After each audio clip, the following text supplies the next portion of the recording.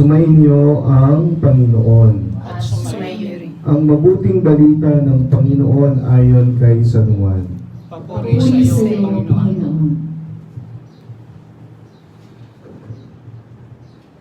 Noong panahong iyon, sinabi ni Jesus sa kanyang mga alagad, "Kung iniibig ninyo ako, tutuparin ninyo ang aking mga utos.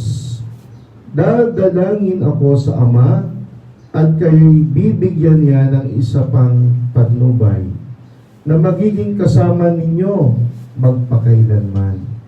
Ito'y ang Espiritu ng katotohanan, na hindi matanggap ng sanlibutan, sapagkat hindi siya nakikita ni nakikilala ng sanlibutan.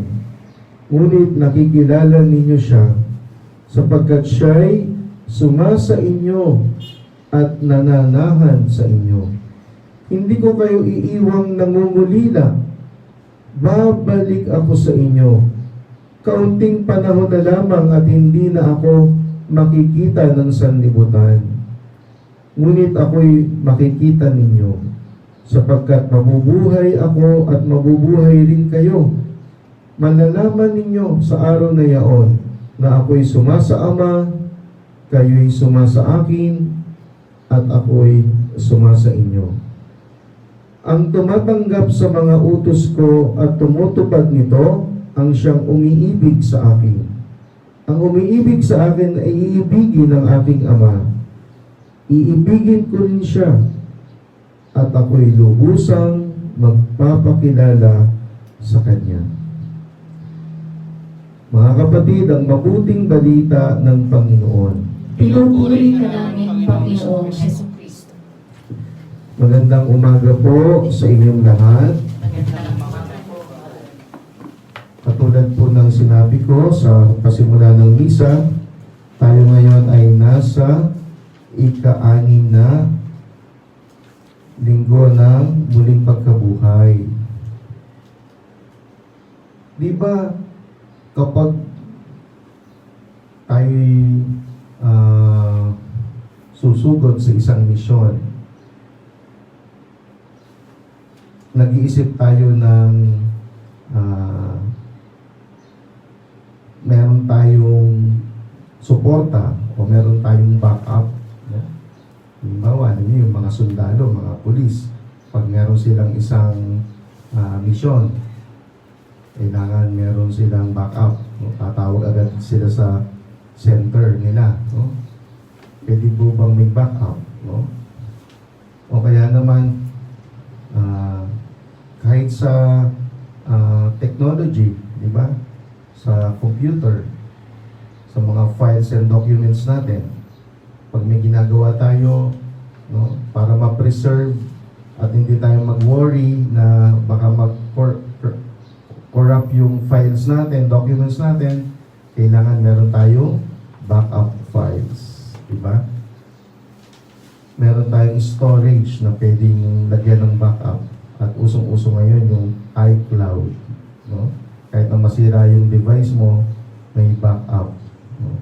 May suporta. Mga kapatid, ngayong linggong ito, sa ika-6 na linggo ng pagkabuhay ng Panginoon, inihahanda na niya ang kanyang mga alagad.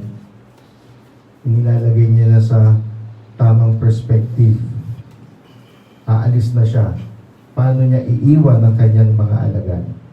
3 P.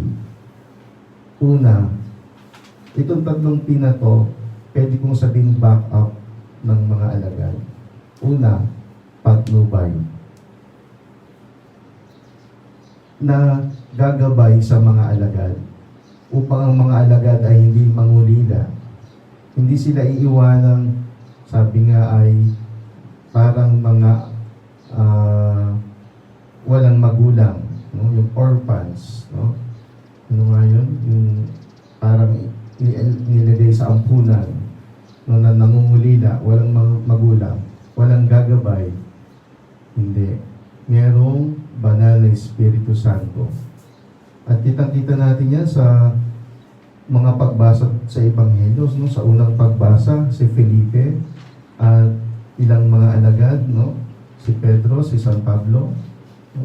Sa kanilang pangangaral, nagdudulot ng kagalakan sa mga taong kanilang pinangangaralan, tinuturuan, sa mga tao na may karamdaman, sa pamagitan ng suporta, backup ng Espiritu Santo, hindi sila nangangamba, hindi sila natatakot na execute yung kanilang misyon na pinagkatiwala sa kanila ng Panginoon. Ganun na lamang kanilang lakas ng loob na sa kabila ng kanilang kahinaan, merong patnubay na gagawin sa kanila. No, ganun din sa ikalawang pagbasa, no? na kung saan pinapakita rin yung kapangyarihan ng Espiritu Santo na gagabay sa mga alagad, sa kanilang mga gawa. No? Ganun din sa ating ebanghelyo ngayon. No? Tahasang sinasabi ng Panginoon na hindi ko kayong iiwan nangungulila. No? Babalik ako sa inyo. No? At kayo ay bibigyan ko ng patnubay na magiging kasama ninyo magpa-kailanman. So yun, ang Espiritu Santo. Pangalawa, ito maganda to pag-ibig ng Panginoong Jesucristo. Iiwan niya yun. Ano yung pag-ibig na yun? Yun yung dakilang utos. Pinakita ng Panginoon yung pag-ibig na yon at yun din dapat ang ipakita ng mga alagad. Ano yung pag-ibig na yon? Yung dakilang expression ng pag-ibig, ang ialay ang buhay. Di ba sabi nga, wala nang higit pa sa taong mag-aalay ng kanyang buhay para sa kanyang mga kaibigan. At yun din ang back-up ng mga alagad. Lagi nilang isa sa isip, isa sa puso, na sila'y pinag-alaya ng buhay ng Diyos, na sila'y minamahal ng Panginoong Jesucristo. Isiksik lang sa isip at sa puso yon, that God loved them first. That God loved us first. Kung gagawin natin motivating factor yon, as our backup. Minsan kasi mapanghihinahan tayo. Manlalambot tayo sa mga nangyayari ngayon. Ako bilang isang pare, ito personal na pakiramdam ko, pero hindi naman ako nagpapatalo dahil alam ko na ginagawa ko ang aking gawain bilang pare dahil ito ay bahagi ng ekspresyon ng pagmamahal ko sa Panginoon at sa bayang pinagkatiwala sa akin. Ano yun? Yung nakakatuwa ngayon, bagamat may dahilan talaga, ipinost ko sa Facebook yung mga sinend lang din naman sa akin. Yung mga pictures na yung mga tao dagsaan agad sa mall. Dagsaan sa mall. Totoo naman yon sa pangailangang ekonomiya. Pangailangang ekonomiya. Meron namang guidelines, may instruction, tama naman. Tapos, ang sabi nga, end of the day ay ang mahalaga, self-discipline at self-control. Nasa iyo naman yun kung pupunta ka doon o hindi. Pero, ano yung pinanghihinaan ko ng loob na sana maging malawak yung kaisipan at pandaman ng mga namamahala sa atin. Kasi, tignan yung halaga ng katawan at ng kaluluwa din. Sabi ko nga, pabiro ko. Pabiro lang naman. Ano bang nauna? Mall o simbahan? Wala pa yung mall, simbahan na. Di ba? Kapag may mga sakuna, may mga pandemya na ganyan, yung mga tao nagpupuntahan sa simbahan. Di ba? Ang simbahan ang nagiging ikalawang tahanan. No? Sabi ko, pabiro kong pinahayag doon, ang sabi ko, pinayagan yung may misa. 5 tao lang naman. Kung katedral lang yung simbahan, di sa kapilya ka pa rin magmimisa.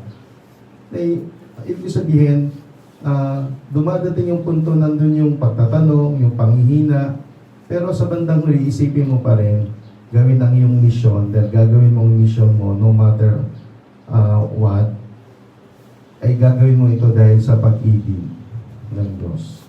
Sana ganun din tayo. No, mapanghinaan tayo, nangangamba tayo, natatakot tayo, nanlalambot tayo. Lahat ng negative sabihin na natin. Pero kung isipin natin lagi yung backup,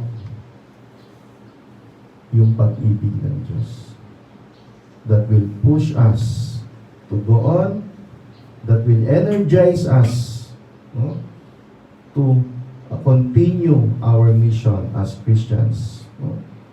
So yun, no, gusto ko lang i-emphasize yung feeling na ganito, no?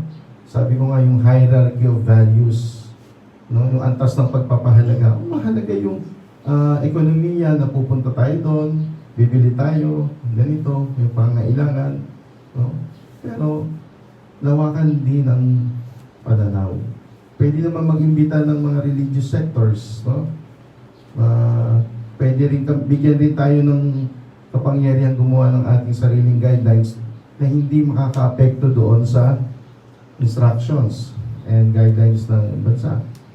So, wag ko na, hindi ko para i-highlight ito. Pero ang punto dito, dumadating talaga sa ating mga kalagayan ayon sa ating mga larangan sa buhay, no? Bilang pari, kayo bilang professional o bilang laiko, no? Mararamdaman niyo yan. No? Parang mapanghihinaan ka ng naranasan ng mga alagad yan. Yung pagtatanong, yung pagdududa, panghihinaan ng loob. Pero at the end of the day, isipin pa rin na ginagawa ko ito dahil sa pag-ibig at pagmamahal ng Diyos na pinakita niya sa atin. At ang pangatlo na backup, siyempre mahalaga yung pananampalataya, no? At binanggit din yan sa ebanghelyo natin ngayon, no? At sa mga pagbasa na napakahalaga ng pananampalataya ng mga alagad ng na bilang tugon sa pag-ibig ng Diyos, bilang tugon sa gawaing misyon nating lahat, no? So, huwag tayong, sabi nga sa awitin, mangamba, no? Huwag kang mangamba, di ka nag-iisa. Huwag kang mangamba, may backup ka. Andun yung patnubay ng Diyos, ang Espiritu Santo. Andyan ang pag-ibig ng Diyos. At syempre, ang ating tugon, ang ating pananampalataya. So, huwag tayong mangamba, di tayo nag-iisa. Nasadyang nararamdaman natin kung paanong ipinararamdam sa atin ito ng Panginoon. Napakinggan natin sa mga pagbasa sa araw na ito na nagsasabi sa atin na huwag tayong matakot dahil mayroon tayong mga backups. Na hindi tayo pababayaan ng Diyos na may sasalo sa atin kapag tayo ay nahuhulog o napanghihinaan ng loob. Sa madaling salita, mga kapatid, ay mayroon tayong suporta galing sa Diyos. At ito ay ang mga nabanggit ko, no? Patnubay, pag-ibig, at pananampalataya. Kung ang ating isinasabuhay ay ang kalooban ng Diyos, ay walang lugar ang pangamba, paghihina ng loob. Dahil nandyan palagi ang Diyos na ating patuloy na suporta sa ating buhay. Amen. Pagpalain tayo ng buong may kapal. Tumayo tayo at ipahayag natin ang ating pananampalataya. Sumasampalataya ako sa Diyos amang makapangyarihan sa lahat, na may gawa ng langit at lupa. Sumasampalataya ako kay Jesucristo, isang anak ng Diyos, Panginoon nating lahat. Nagkatawang tao siya ngalan ng Espiritu Santo. Ipinanganak ni Santa Maria Birhen, pinagpasakit ni Poncio Pilato,